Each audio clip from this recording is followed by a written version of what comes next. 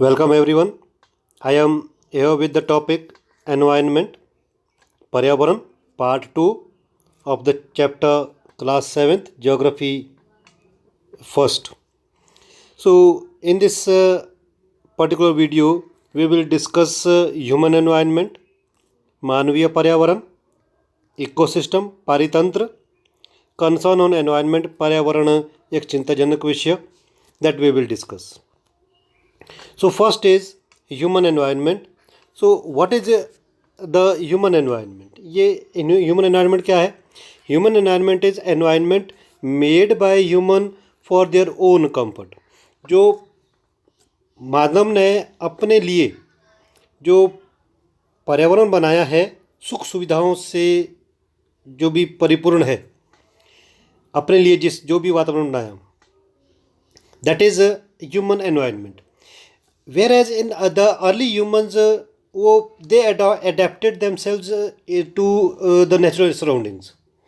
जो मानव था उसने प्रकृति के अनुरूप अपने आप को ढाल लिया, लेकिन जो प्रारंभिक मानव था, लेकिन धीरे धीरे they led that the transformation, धीरे धीरे उनमें परिवर्तन आए और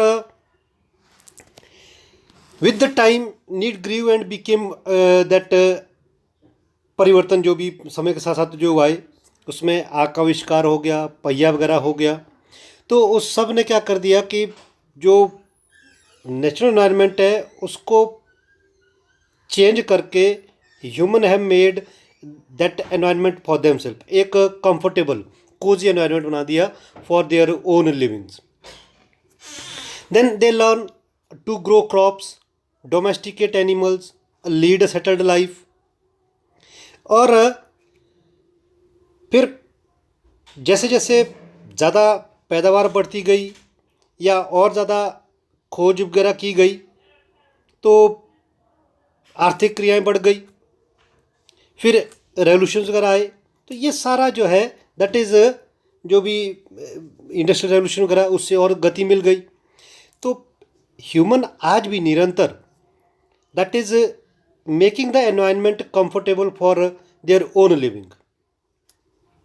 so it is interaction with the environment. जो नेचुरल एनवायरनमेंट है उसके साथ में एक इंटरेक्शन होती है, पर्यावरण के साथ में पारस्परिक क्रिया है. और मैन ने मॉडिफाई किया सराउंडिंग और एनवायरनमेंट को, अपने अनुरूप ढालता है. और जब वो अपने अनुरूप ढालता है तो निश्चित तौर पर that is changing the natural environment. When there will be a change on natural environment, तो नेचुरल एनवायरनमेंट पर जब परिवर्तन होगा तो that nature will also give something in back, तो इन रिटर्न. तो रिटर्न में क्या मिलेगा? जो पर्यावरण के द्वारा जो क्षति जो पहुंचाई जाएगी, जब हम उनको क्षति पहुंचाएंगे, पर्यावरण को क्षति पहुंचेगी. When we will destroy the environment, environment में destroy us. So next is ecosystem. जो ये इकोसिस्टम है, पारितंत्र. So what is this ecosystem? All plant, animal, humans are interdependent on each other. जितने भी पेड़ पौधे, जीव जंतु एक दूसरे पर निर्भर है. निर्भर कैसे है? हमने अगर फूड खाना है तो दैट फूड इज़, जो भी लाइफ है, चाहे वो प्लांट्स की लाइफ हुई या एनिमल की life, what we eat, so we are dependent, हम उस पर डिपेंडेंट है. और वैसे ही जो पेड़ पौधे हैं वो भी डिपेंडेंट है. तो सभी एक दूसरे पर डिपेंडेंट है. It's a relation between organism and there surroundings. जो जीवधारी और उसके आसपास का जो वातावरण है उसका परस्पर संबंध है. तो ये एक इंटरेक्शन ऑफ और लिविंग ऑर्गेनिज्म है, एक उनकी एक क्रिया है, क्योंकि एक दूसरे के बिना ये लाइफ पॉसिबल नहीं है.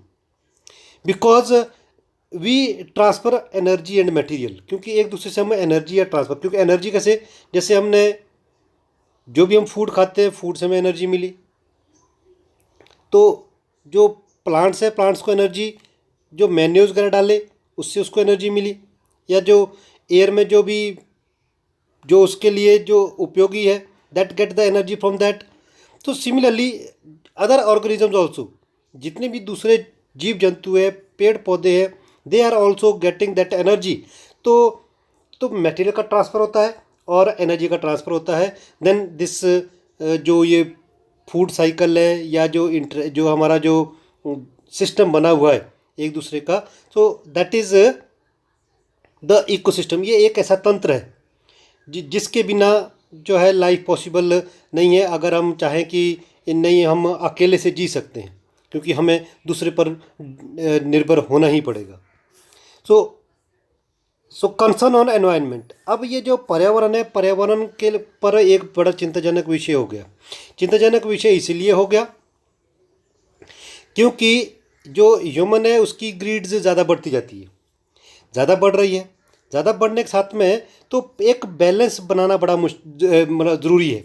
If there will not be a balance between the nature and the humans, so human will keep on disturbing the environment, and if we will keep on disturbing the environment, अगर पर्यावरण को हम लगातार अगर हमने इसको परिवर्तन किया तो इसके परिणाम दुष्परिणाम होंगे। दुष्परिणाम में हम देखते हैं कि भाई कभी कभी इतनी ज़्यादा बारिश हो जाएगी, जैसे बीमारियां फैल जाती हैं। तो ये क्या है कि जब टेम्परेचर ज़्यादा राइज हो जाएगा, टेम्परेचर ज़्यादा राइज होने से क्या है कि जो उस क्षेत्र में जो जीव जंतु पैदा नहीं होने थे वो भी जन्म ले लेंगे। Then that will have a effect on that environment. तो उसके बीच में एक परफेक्ट बैलेंस लाने की ज़रूरत है। प्रकृति और मानव के बीच में एक बैलेंस लाना ज़रूरी है। जैसे हम गर्मियों के दिनों में वाटरमेलन वगैरह खाना बहुत अच्छा लगता है, और जैसे ही सर्दी आती है तो मूंगफली वगैरह खाना बड़ा पसंद करते हैं, ग्राउंडनट्स को। तो ये क्या है, एक संतुलन है जो मतलब ऑटोमेटिक इस तरह का एक संतुलन दिया हुआ है बनाने के लिए। तो ये एक हमारी भी रेस्पॉन्सिबिलिटी हो जाती है। Human must learn to live and use the environment in a harmonious way. So must learn to live in a harmonious way. एक सीखना पड़ेगा, समरसता बनानी पड़ेगी उपयोग के लिए। If we will not respect our natural environment, अगर हमने ये जो हमारा जो नेचुरल एनवायरनमेंट है अगर हमने इसको रेस्पेक्ट नहीं किया, अगर हमने इसको देखभाल नहीं की, देन कॉन्सिक्वेंस में बी वेरी डिजास्टर्स। तो परिणाम इसके बहुत भयंकर होने हैं। और उसमें ज़्यादा अगर तापमान बढ़ गया, कार्बन डाइऑक्साइड बढ़ जाता है, पॉल्यूशन बढ़ जाता है। तापमान बढ़ेगा तो तापमान बढ़ने से क्या होगा, जो टेम्परेचर बढ़ जाएगा।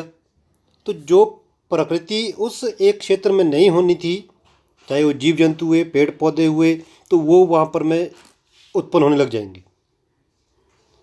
और जब तापमान और ज़्यादा बढ़ जाएगा, जो हमारे जो ग्लेशियर्स है वो पिघल जाएंगे, ग्लेशियर पिघल जाएंगे। जो हमारे समुद्र के आसपास के जो लैंड है, जो भी हमारे जो शहर है वो डूब जाएंगे। तो अल्टीमेटली व्हाट विल हैपन, जो हमारा जो फ्रेश वाटर का जो सोर्स है, जो स्टोर हाउस है ऑन द माउंटेन्स, तो वो ख़त्म हो जाएगा। तो पानी नहीं रहेगा तो जो जीव जंतु है वो सर्वाइव कैसे करेंगे। तो जो तो समुद्र में रहने वाले जीव जंतु हैं वो तो सर्वाइव करेंगे, लेकिन जो बाकी है वो नहीं कर पाएंगे। So what will happen, so that will have a impact on us directly. वो हम पर ही इफ़ेक्ट होने वाला है। कभी कभी सुनते हैं कि एसिड रेन हो गई। तो ये सारे कारण क्या है कि हमने पर्यावरण को नुकसान पहुंचाया। तो ये एक बहुत बड़ा चिंता का विषय है। So what we have to do, so we have to protect our environment and whatever efforts we can do, our small effort can save that environment. तो कोशिश करें कि हमसे जो बन पाए हम पर्यावरण को बचा के रखें, जिससे कि एक परफेक्ट बैलेंस बनेगा और हम ज़्यादा समय तक इस पृथ्वी को बचा के रखेंगे और आने वाली भावी पीढ़ियों के लिए। So coming generation will also avail all these the natural environments. Thank you.